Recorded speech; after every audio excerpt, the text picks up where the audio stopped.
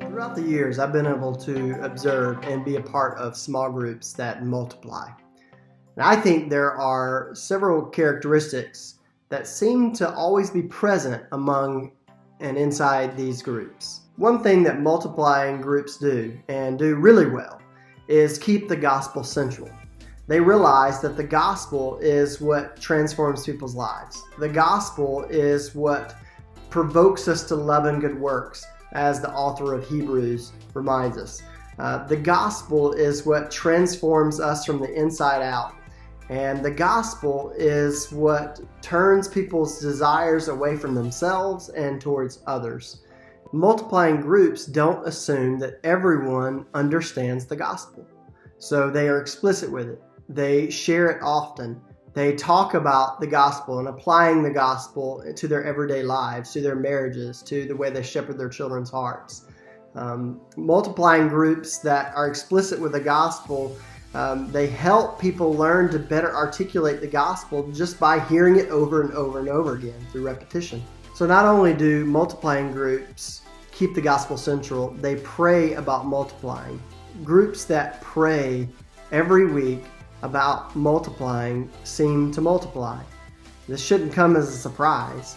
Whenever we pray for opportunities to share the gospel, those are typically the times when we are most faithful to share the gospel. Whenever we pray for opportunities to meet our neighbor, to be bold with the power of the Spirit, to be bold with proclaiming the good news of the gospel, to not be ashamed of the gospel. Whenever we're praying about those types of things, that's often the time when those things happen in our lives.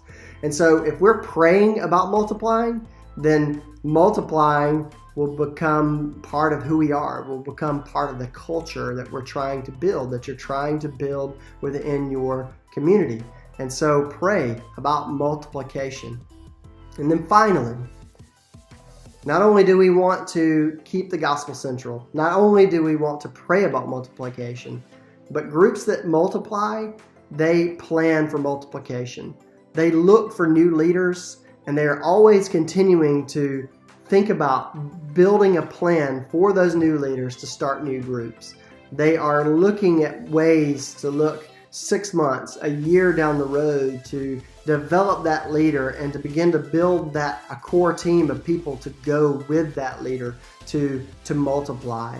And so groups that multiply, they seem to do these three things really, really well. They keep the gospel central, they constantly pray about multiplication, and they plan to multiply. A couple of resources I might recommend to you to help you shape this type of culture within your small group would one be Multiply by Francis Chan, and then another called Growing Up, How to Become a Disciple Who Makes Disciples by Robbie Gallaty. Both are really good resources. Both will help you as a small group leader and will help your small group learn what it means to be disciple makers who make disciples, who then make more disciples. And so these types of cultures that are in multiplying groups, they don't happen by accident. They always happen when we have put intentional effort into multiplying.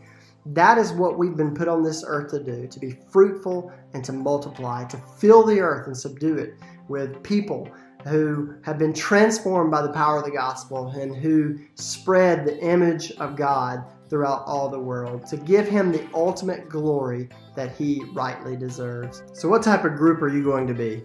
Are you going to be a multiplying group? Are you going to be the type of group leader that helps cultivate and build this type of culture, build this type of DNA into your small group? I pray that you do.